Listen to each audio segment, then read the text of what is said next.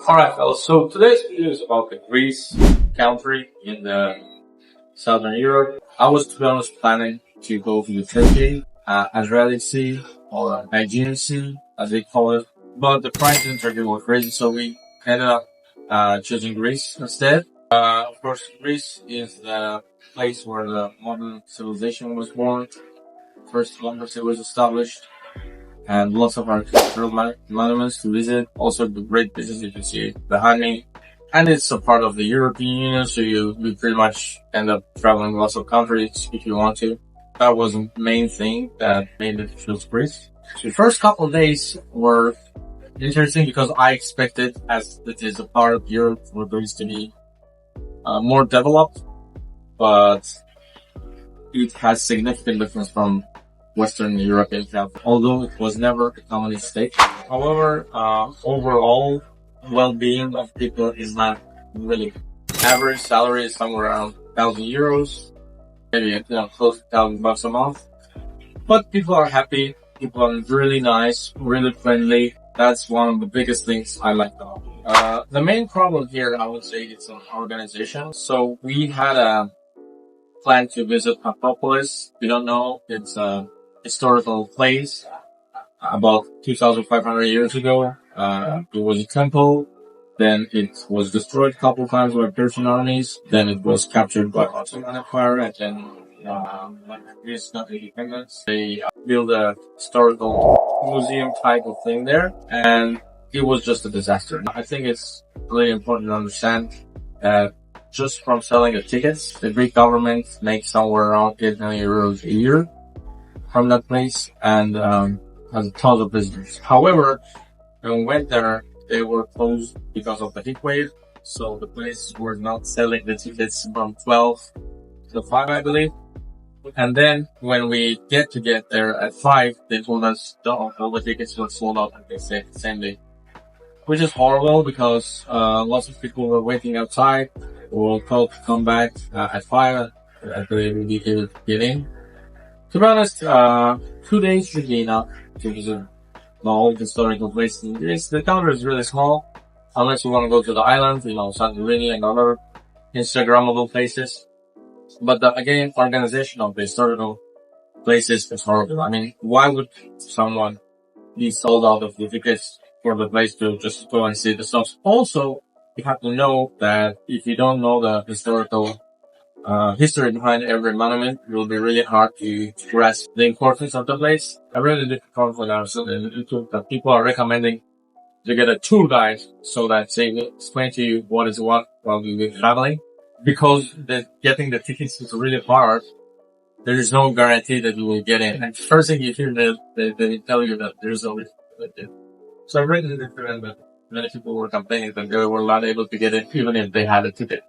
But I have a really hard time understanding why would someone be sold out of the tickets for the place that, just having historical monuments. I mean, no one's going to eat there, nothing is ending up, So it's not like a resource that could be ended up or used by someone, and there would not be enough resource for other people. To be honest, if, I would take over the management, I would just make it 4 hours visiting, especially at the night time. Those places are beautiful. They have bright lighting and everything. And I made a little video because the mountains. What's up, you guys? Traveling in Europe now, in the Greece, climbing the mountain of the Muse. Amazing views here. Just check it out. The thing with Greece, and this is a trophy hack, call it as you want it, is that a couple things. First of all, the organization is a little bit weak. I could say they could do much better job. I mean, there are just pretty much a couple things to see here. Obviously, the beaches and the Acropolis. You could see it on that side of the hill. I don't know how good is the visibility here. The tours are not really good organized, so you have to buy the tickets and you have to buy a separate tour. And both of these things, they have a huge lines.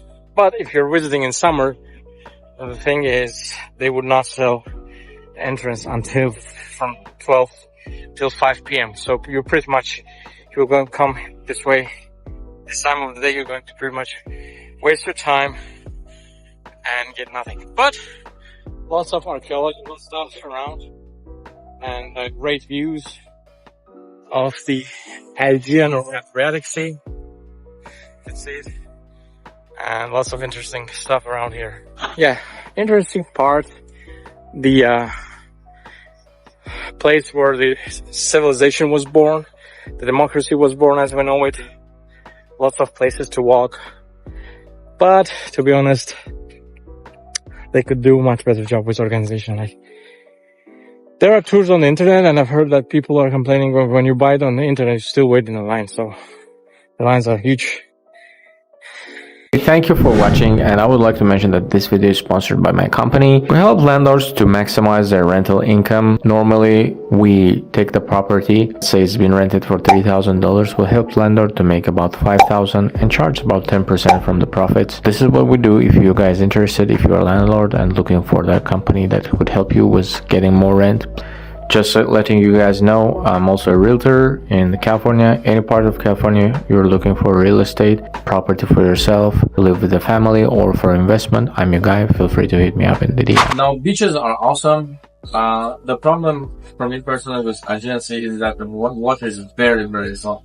I personally, I'm used for the little less salty waters, where you could swim underwater easily. Aegean Sea is super salty. It's clean, it's nice, a very nice seafood, but overall, the queues are crazy. Everywhere you go, there's a queue, especially in the summertime. You could wait somewhere between 10 to maybe a couple of hours.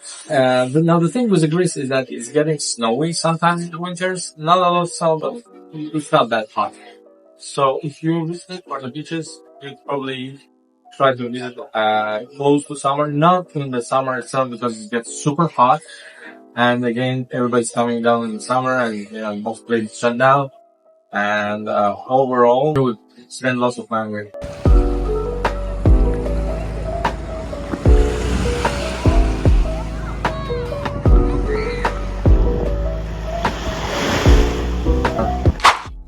Another interesting thing about Greece is that they had an economic crisis in 2012, and I was wondering, like, I saw a potential because the weather is nice, people are nice, why the Greece is not developing, and I found out that there's the higher income, like this bracket was about 44%, which is like government expects you to pay here almost the half of it money you're making, and obviously it's not investor friendly thing to have.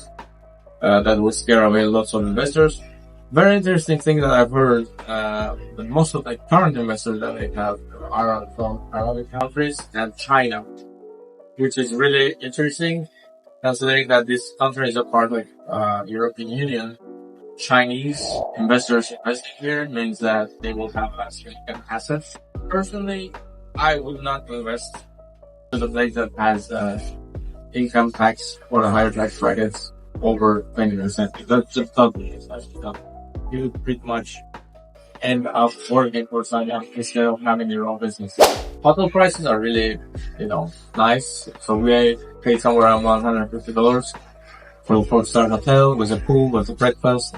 That was just probably a couple of minutes walking to the beach.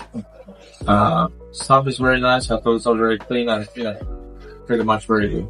Pro tip, try to get a hotel that is close to the beach. Now, the Athens themselves, they're not, they're not quite a beach side, but there are little towns around the Athens that are much cleaner and nicer, and they're really close to the beach. The Athens were little, I would not say ghetto, but it was a little dirtier than the place like we're staying right now. But I guess it's the same everywhere right now. If you go to LA downtown, it'll be much, much dirtier. And higher crime rate than they have great pizzas here. If you don't know, it's a kind of similar to tacos. They have like a inside salad, but it tastes really good. And that's the birthplace of the pizzas. And then the seafood. Overall, I think the Greece has a great potential, but little better management is needed. Very rich history. Again, this is the birthplace of the modern civilization. Definitely worth visiting. I hope you like this video. Sorry for the hint, and see you on the next one. Don't forget to subscribe and like this.